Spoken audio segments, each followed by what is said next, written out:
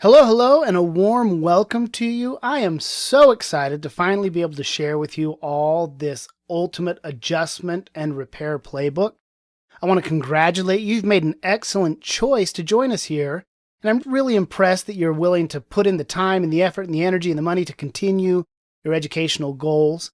I am so confident that you're going to absolutely love this training, that you're going to enjoy the process, and that as you progress through this program, that you will feel more and more confident with your ability to manage your trades and your investments and the risk as you continue to develop a healthy investor temperament.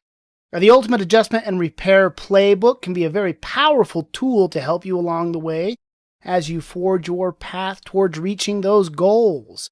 So let's dive right in. As you know, here at the Cash Flow Academy, we are waging a war on the culture of advice that is out there. And as we all know, there are inherent risks in the financial markets. In fact, one of the defining characteristics of the stock market is that it is unpredictable. And as you well know, this stuff can be risky, and we need to approach things with our eyes wide open and respect those risks that are involved with trading options and stocks and futures and everything else. So we don't make any guarantees or warranties, either express or implied, and we don't give advice. We're not here to tell you what to buy or when to buy or anything like that. What we are going to do here is talk about some ideas that can be practiced in a virtual account. And that is my expectation. That is our expectation and recommendation. As you learn these new concepts and skills, that you understand that it is going to take practice, and especially if you want to get good at it. And so we expect that you do that in a virtual account before ever considering risking real money. And then once you've developed your skills and you feel confident enough in your abilities, then when you do go live, we expect that you start small, you stick your toe in the water first, and that ultimately is a decision that is up to you. Now, this is a great quote by Jim Rogers. He's a pretty famous guy. He runs the Quantum Fund and the Rogers International Commodities Index Fund. He's out of Singapore. Pretty smart guy. He's given us some pretty good advice here. My basic advice is don't lose money. And that is true. In fact, that's Warren Buffett's number one rule of trading and investing is don't lose money. And as an investor and trader, it is important, it is vital that we protect our capital. And we're going to work hard on doing that. That's one of the purposes of this playbook, is to help us learn to better protect our capital, to protect our principal and protect our gains, etc., etc. Now, this is a great quote by our dear friend and mentor, Robert Kiyosaki. It's not how much money you make, but how much money you keep.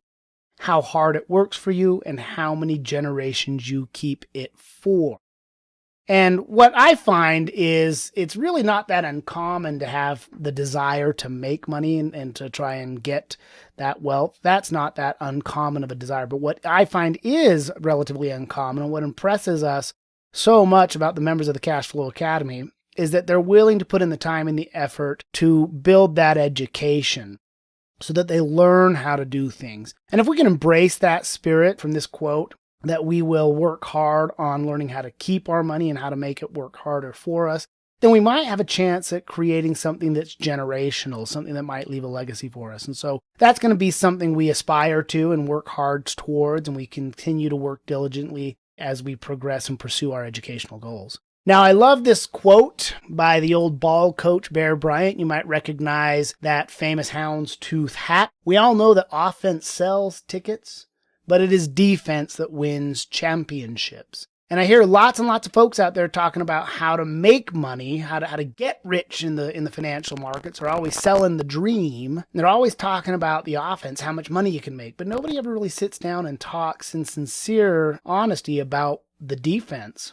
and the blue-collar work ethic and sound techniques that go into protecting our own end zone, our own capital. So we are going to be learning and focusing on defense quite a bit. And of course, we'll be talking about the strategies and the systems that can potentially help make us money. But what we're really going to be focusing on here is how to protect ourselves, how to protect the gains we get, how to protect the principal we start out with, how to protect our accounts. And so without further ado, let's just dive right into this playbook and start talking about defense, sound money management, hedging and adjustment strategies, and working on the discipline necessary to win. The Adjustment and Repair Playbook.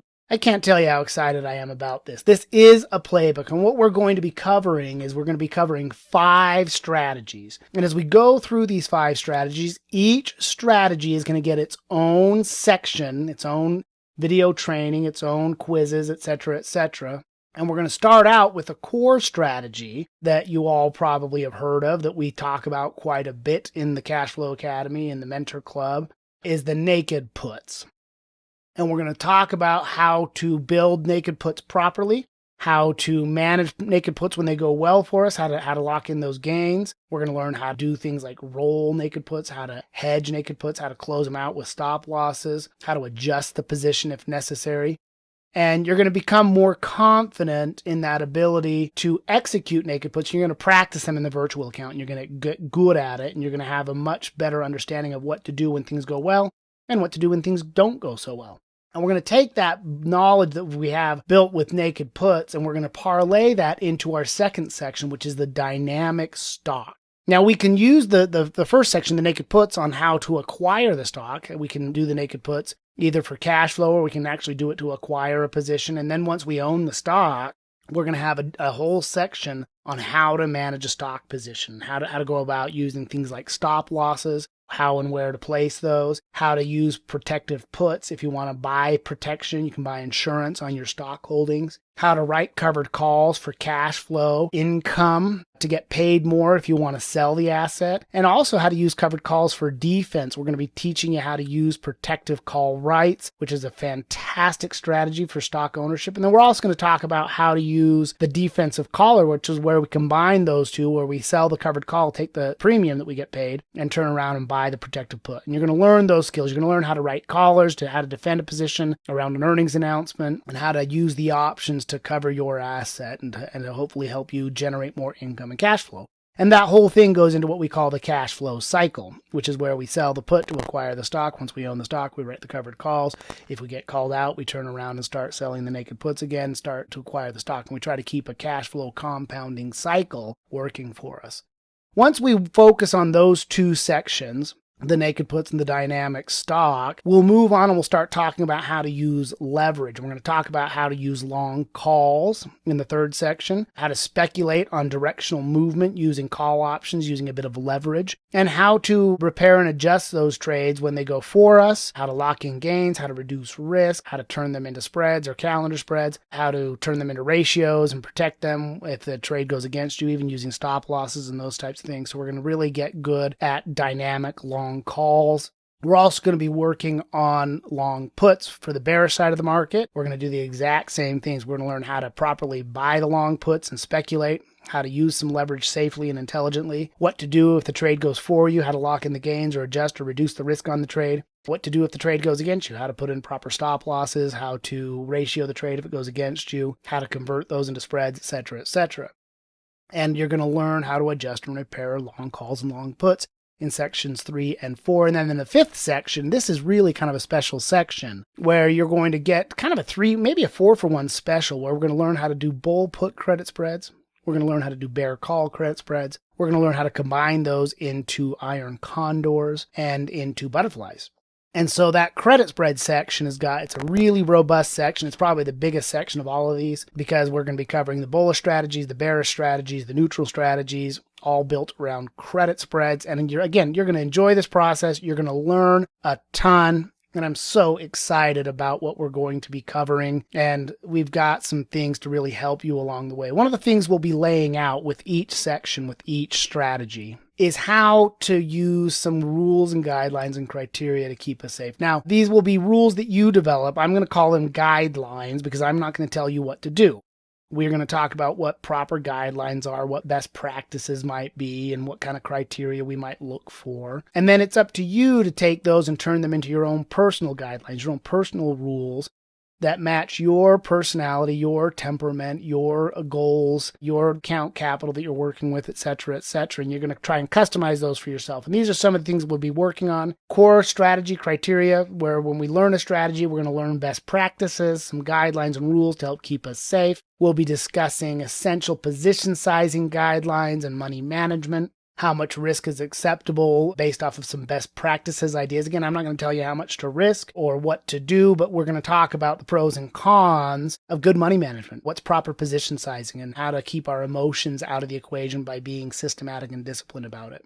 We're going to introduce you to some adjustment decision trees, and these are called logic maps or mind maps. I like to call them adjustment decision trees and mind maps, and we're going to talk about basically, hey, I start out with a core strategy, I follow my adjustment guidelines, and then I have an adjustment decision tree where if the trade goes for me, I can adjust or change the trade in one of 3 ways. If it goes against me, I can adjust or repair the trade in one of 2, 3, 4 ways. And we're going to learn how to make decisions. That's an important part of what we'll be doing here with the adjustment and repair playbook, is learning how to make decisions. We're going to learn the core adjustment types, and these include things like delta hedging, closing position legs, adding position legs, rolling positions. So we're going to learn how to hedge with delta position, how to close positions with profits and how to close out with stop losses, how to add a leg on, how to break a leg, and how to roll positions to, again, keep the compounding going and manage the trades and the risk properly. And then what we do once we've adjusted the trades, how do we manage the newly adjusted positions? What happens when we make a trade adjustment or an investment adjustment or repair is it changes our risk graph. And we're going to learn how to manage the new adjusted positions and follow those through to completion. Now, this is a toolbox for you. And like all powerful tools, they do require skillful operation. And I grew up, my grandpa ran a construction company, and from the time I was old enough to swing a hammer, I worked for him. And I've been around power tools my entire life. And one thing I've learned is that power tools can really help you get the job done more efficiently, more effectively. But power tools also require very skillful and mindful operation with a safety-first mentality. Now, you can see that power tools on untrained hands can be dangerous, and I've got a little GIF, an example for you here with this guy is using a table saw and not very mindful of what he's doing, and boom, he catches that, and a piece of wood shoots back. Now, I've actually done that once, and I've got a little scar on my arm to prove it. I wasn't being very mindful and safe, and I had a board kick back on me and catch my arm, and boy, did I learn my lesson that day. Table saws can be dangerous. And just like that, adjustment and repair strategies, they're very powerful tools. They can help save us time and money. They can help us protect our account and assets. They can help us maximize our gains and compound our accounts better. But at the same point in time, there is some risk and danger involved. So we always need to have that safety first mentality, and that's our mantra. Now, our primary goals for this training are as follows. We are going to be focusing on learning how to better control risk. We aren't going to be able to eliminate risk. We aren't going to be able to get rid of losses entirely. But what we will be able to do is learn how to better control the risk, have better systems and plans in place to manage the risk, and we're going to be focusing on mitigating losses. We won't be able to eliminate them, but we can mitigate them. And if we can learn how to mitigate our losses better, well, then we can better preserve our capital. And that is one of our primary focuses of the playbook, is capital preservation. It's really important. Remember the first rule of trading and investing, the Jim Rogers quote, don't lose money. We don't want to lose our capital, and we want to keep our gains when we get them. So capital preservation is going to be a big goal for us. Ultimately, it's to increase our confidence. We want to be able to better control the risk, mitigate losses, preserve our capital, and increase our confidence so that we don't feel so anxious around new trades and investments, that we know we have a game plan, that we have a system to follow. And that's a big deal. So we're going to control our risk better, mitigate losses, preserve our capital, and increase our confidence. Anything outside of that would just be a bonus, but that's what we're after. Now, the education continuum. If you've been hanging around us for any amount of time, particularly Andy, you might have come across this education continuum before. And for a lot of you, this stuff will be new. If you've been in the Mentor Club for a while, you might have seen some of these things, but you probably haven't seen everything that's been cooking under the lid. And we're going to be covering new topics for a lot of you. So you're going to be coming from a place where you don't know what you didn't know, and you're operating from a point of ignorance. And as you learn this stuff, you'll become more aware of how things work. And you'll be like, oh, that's a cool idea. I'm aware of it now. I don't understand it completely, but I got the concept. I'm going to start practicing it. And as you practice it, you can work towards that stage of competency, where if you're careful and you're mindful about what you're doing, you'll be able to execute adjustment or repair strategy with some competency. And ultimately, if you keep practicing and you keep practicing and you keep practicing and you work at it, you'll get to a point of proficiency or an unconscious competence stage. And that's the stage where you just automatically know what to do. It becomes automatic and you can just do it. And so when you get to the point where things are automatic, you're basically going to have that unconscious competence. And that's kind of like where, when you drive home and you pull into your driveway and you have that brief moment of, how did I just get here? Like, you were so busy thinking about all the other cares you have in life and what was going on the drive home. And you were thinking about, I got to remember to pick up the dry cleaning. I got to stop and get the groceries. Oh, I got to remember to pay that bill. And then, oh, that jerk just cut me off. And your brain's all over the place, but the unconscious part of your brain's taken over and you're on autopilot. And sometimes on autopilot, you might miss your exit or something like that, but you're basically still conscious about what's going on, and your brain, because you become unconsciously competent in what you're doing. And of course, we don't want to be distracted drivers or anything like that, but we want to get to that stage where we know that we are confident without having to think about it too hard. It just becomes automatic. So we'll be focusing on that, and I want you to trust the process, because it takes time to move from a point of ignorance and unawareness to a stage of awareness, and where you can practice and become competent to a proficiency. It just takes time and practice, and we know that. And so we're going to respect that process and trust that process. Now, it's important that we have really good, proper mindset and realistic expectations. This is something we focus on over and over again at the Cash Flow Academy, is having a good temperament. That proper mindset and realistic expectations about what we're going to get out of this training are really important. We're going to be working on building our abilities to get to where we can have our logic stronger than our emotions.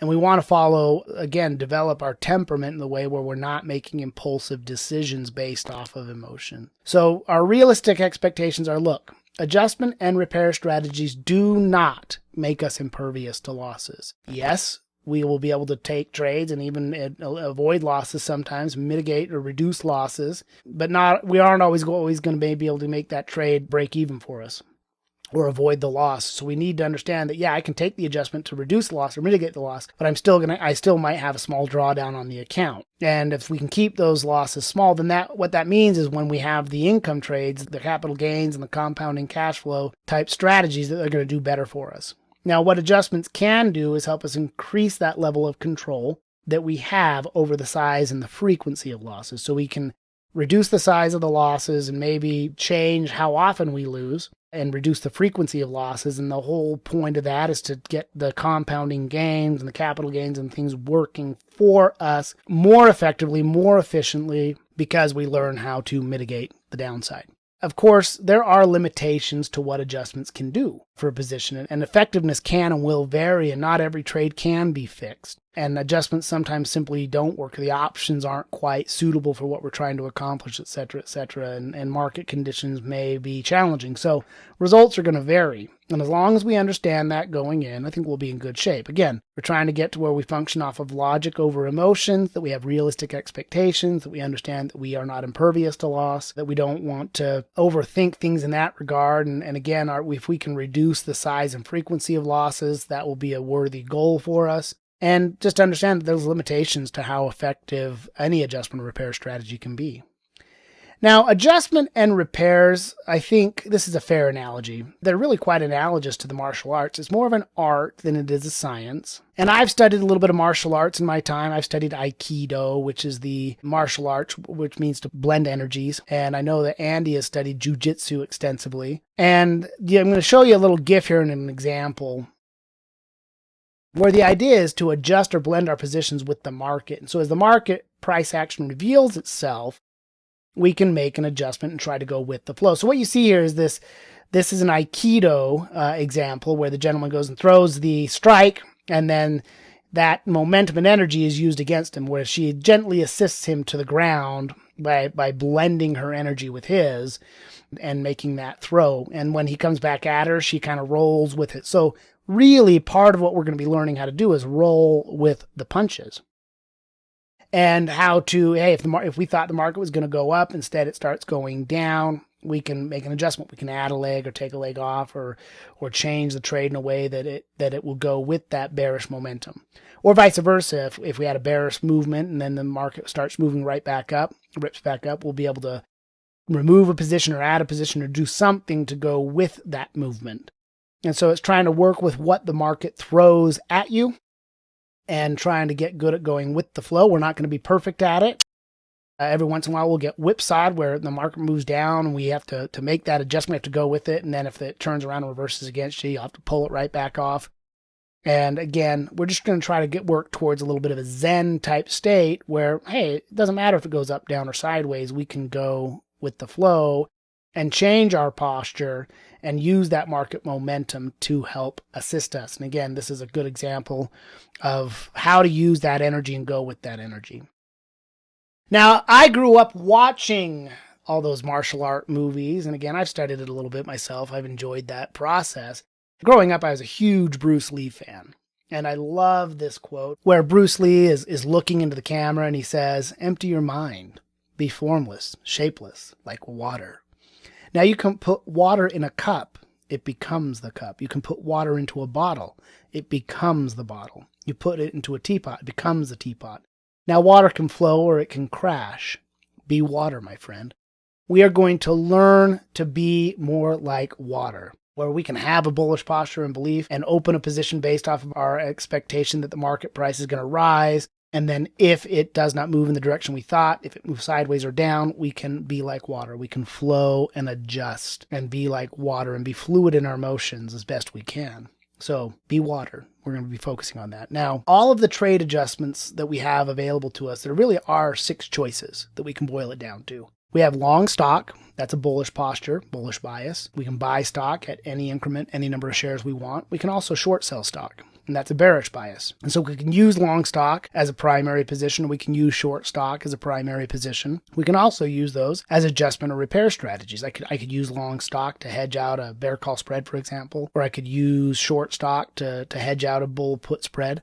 And we can use stock, again, as a primary investment vehicle or as an adjustment strategy. And the nice thing about stock is it's easy to buy or sell. Commissions are cheap or free, depending on your broker. It's easy to get in and out and use trail stops and all kinds of things with a stock position. The only drawback on stock is you're limited to leverage. You only get 2-to-1 leverage if you have a margin account or you have no leverage in a retirement style account. And so it can take a little bit more capital, but stock and long stock and short stock, where we borrow the shares and sell them, can be great instruments for us to use. We can also, of course, buy long calls. And we can buy the call option, and that's a bullish posture. We can use it as an adjustment, a hedge, or a repair. We can also use it as a primary position where we're speculating on prices rising. We can mix it with other things. We can, buy a call, and we can do the short call as well. We can combine strategies. We can own the stock and sell the call, and I'm in a covered call. I can have a long call and a short call, and I'm in a spread trade. And so you can use the long call or the short call. And again, it's the difference between a debit trade on the long call and on the short call, it's a credit trade. But that has a short call has a bearish delta and a long call has a bullish delta.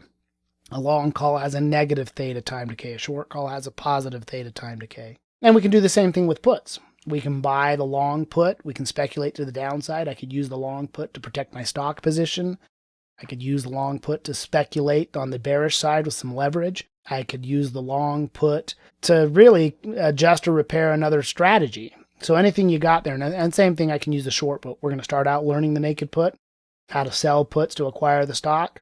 And we're going to learn how to mix and match and combine things. And these are really the options we have. Now, with these options, stock, long call, short calls, long put, short puts, we can mix and match these, and we have lots of other choices in there, like different expiration dates, different strike prices to choose from. We're going to learn how to use all of these different options to make those adjustments and repairs and even build really good primary positions to begin with. The other thing you're going to learn as you go through the adjustment repair playbook is that one size does not fit all, and we can't force adjustments. We don't want to force adjustments, and sometimes one strategy we might learn it just won't work, and there might be another choice or option that's suitable, but we just don't want to force a repair. If we get into that situation where we're trying to force a repair, we might just be better off using a stop loss. So something that we'll be learning is that, hey, if the adjustment doesn't fit, don't force it. Just because you learned about you could doesn't mean you should. And so we're not going to force it. We're going to work on things that do fit, compare and contrast the different potential techniques where one strategy might be less effective, another strategy might be more effective, and we want to go with the one that fits the situation best. We're going to be working on how to pair our strategies with the current market conditions and criteria. Like a good pairing of wine and cheese or beer or Coke or nachos or whatever it is, whatever food combinations you really like that hit your palate right. We're going to be working on those pairings with the current market conditions and what strategy works best. And sometimes we can have multiple choices where they all go good together, but we're going to be focusing on that. We're going to have a technical approach where we're going to make sure we got the right pattern, trend, directional bias. If we're bullish or bearish, you can use this strategy or that strategy. We're going to look at the fundamentals. We're going to have fundamental requirements. I'm only going to do this strategy on stocks that have a certain fundamental profile. If it doesn't have that fundamental profile, we don't want to use that strategy. So we're going to try and pair up those 4 pillars and the technical and fundamental criteria with the strategies we are selecting. We're going to make sure we got the right option criteria, that the liquidity is there that we need with the options, that the bid-ask spreads and the strike price is available, and all of those things that are suitable for the strategy we're looking to implement. We're going to make sure we've got the right implied volatility perspective, what our expectations are for implied volatility. Are the options cheap? Are they expensive? Do we expect implied volatility to increase or decrease around that earnings cycle?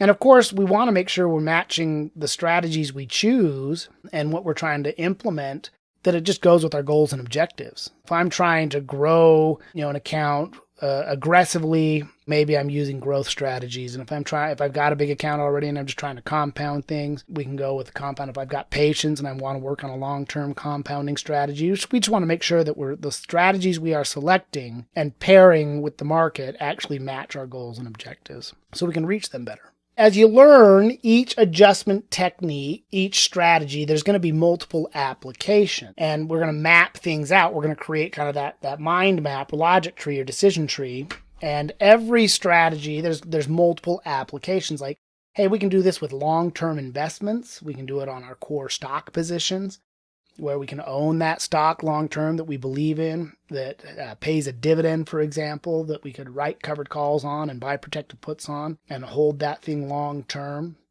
We can use cash flowing strategies where we're trying to generate monthly income or periodic income, regular income and growth by compounding. We can use short-term trades, directional trades, where, I just think the stock's going to break out and run up a little bit short-term. We can do that as well. And we can mix and match and say, okay, if I think it's a short-term trade, maybe I'm just going to buy a call option, or maybe I'm going to take a swing trade with a stock.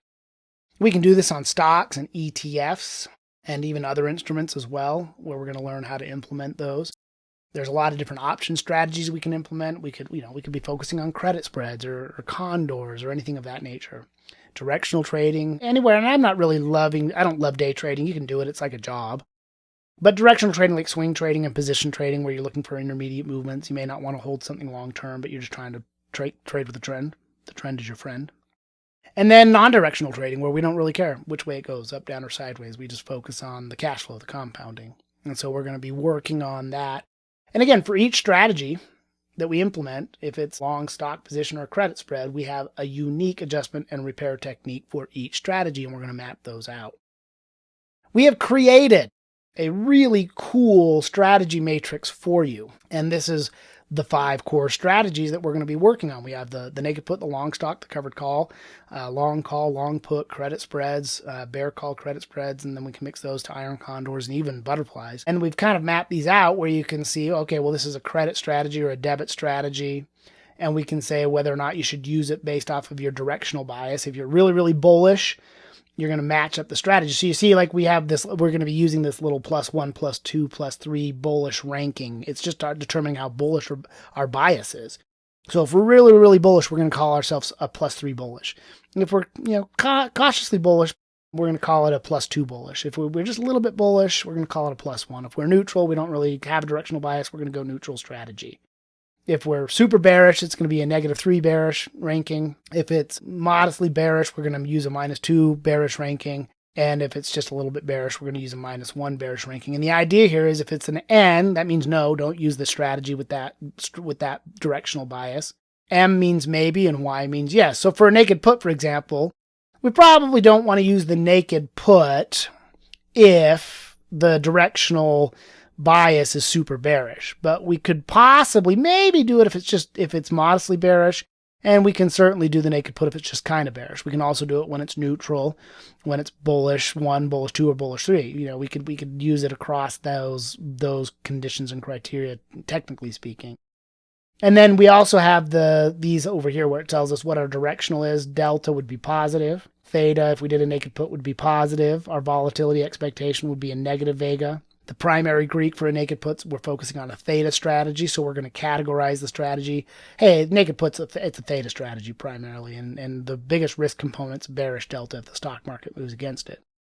Same thing with a long stock position. Well, it's a debit trade, okay? Well, when do we want to do it? Well, we probably don't want to buy it when it's super bearish. Could we buy it when it's a little bearish? Yeah. Could we buy it when it's neutral? Yeah. Could we buy it when it's bullish, 1, 2, or 3? Yes. Our delta's bullish. We don't have any time decay or volatility to worry about. It's a primary delta trade. It's a delta strategy. And the big risk component's bearish delta if the market were to drop. Covered call. It's a net debit trade. You buy the stock, you sell the call. Should you do it when things are super bearish? No, probably not. Could you do it when it's kind of bearish? Yeah. If you're using it for defense, that might change that perspective a little bit. Can you use it when it's modestly bearish to bullish? Yes, you can use this strategy pretty consistently. Your delta's positive, your theta's positive, your vega's negative. And this is going to help you understand the Greeks better and what the primary focus is on the Greeks. It's either a delta strategy or a theta strategy. And down the road in other trainings, we'll learn about vega strategies. And again, we'll learn about the primary risk components. And this is just a study guide to help you understand what's what. And, oh, hey, is the vega positive on that strategy or is the time decay positive on that strategy? Just a quick reference guide for you. Now, I mentioned that we'd be talking about these decision trees or logic trees, mind maps, if you will. I like to call them decision trees primarily. This starts out with the strategy. So if we start out with a long stock position, for example, and prices move up, we'll lay out the 3 most popular options for our decision. Well, we could do option 1, strategy 1. We could do option 2, strategy 2. Or you could do option 3, strategy 3. What have you. If we buy the stock and it goes sideways, well, what do we do with it? Well, choice 1 or choice 2, option 1 or option 2. If I buy the stock and prices move down, what do we do? Well, we have 4 options. We can do 1, maybe it's a stop loss. 2, maybe it's buying a protective put. 3, maybe selling a covered call. 4 might be collaring it. And we'll work through a decision tree where, hey, you lay this out in advance before you ever open the trade. And regardless of what strategy it is, whether it's I start with a stock position or a naked put position, the decision tree will be based off of the strategy. And we'll have different choices laid out before us to help us understand what happens when it goes up, what happens when it goes sideways, what happens when it goes down, and what are the best choices to help adjust or repair that strategy. And that always include things like stop loss and just take a profit, like simple decisions that are not complex. But they also will have some of the more sophisticated adjustment and repair techniques where, hey, maybe I could turn that into a covered call and lock in a gain, or maybe I could hedge that and add a position to protect me to the downside if it goes bearish. So we're going to learn these adjustment decision trees, and you're going to get really good at them. And you can print them out into a little playbook for yourself and just to help you have them all laid out in one place. I'm going to give you some quick guides with each strategy to help you not only learn the core rules for the strategy, but also have that decision tree laid out for you in one very useful location. This is a discretionary system, and the challenge with the adjustment playbook is it does heavily rely on discretionary decision making. And we are going to learn to make decisions. It's going to be part of what we are going to be focusing on and why it's going to require practice so you can get good at it, so you can get good at making decisions and comparing and contrasting the choices between decision 1 or decision 2, option 1 or option 2. And one of the things you're going to run into that you probably will find challenging is what's known as the Ellsberg paradox. Now, the Ellsberg paradox is kind of a logical, how the brain works. And basically what the Ellsberg paradox states is that, look, people on average prefer taking on risk in situation with known odds rather than alternative risk scenarios with ambiguous or unknown odds. The old 1 in the hand is better than 2 in the bush. That is an example of the Ellsberg paradox. Like if I've got 1 in the hand, I've made a little money on a trade, might be best decision to just take that money and keep it rather than to take a more sophisticated advanced adjustment or repair and maybe make more money, may give money back. I don't know the outcome. It's an unknown with more ambiguous odds. Like I know I've got some now, and making that other decision is going to be a little bit more challenging. And so that's basically what it comes down to is, look, the devil we know versus the devil we don't, or, feeling more confident in something that we already know the outcome of better than the unknown. And so we're going to have to weigh pros and cons. We're going to have to look at, well, look, if I take adjustment option 1, these are the risks and rewards. These are the trade-offs. How do I manage the new position if I take that adjustment? Or option 2, I look over here and say, hey, you know what? Over here, adjustment 2, these are the risks and rewards, the pros and cons. These are the adjustment trade-offs, and this is how I would manage that new position. You're going to weigh those and use your better discretion.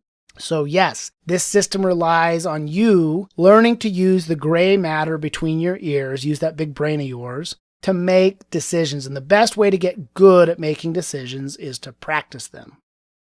And with each adjustment, each repair strategy, there's always a trade-off. Probably the simplest way to state how an adjustment or repair playbook works is I'm going to be trading one type of risk for another type of risk. One type of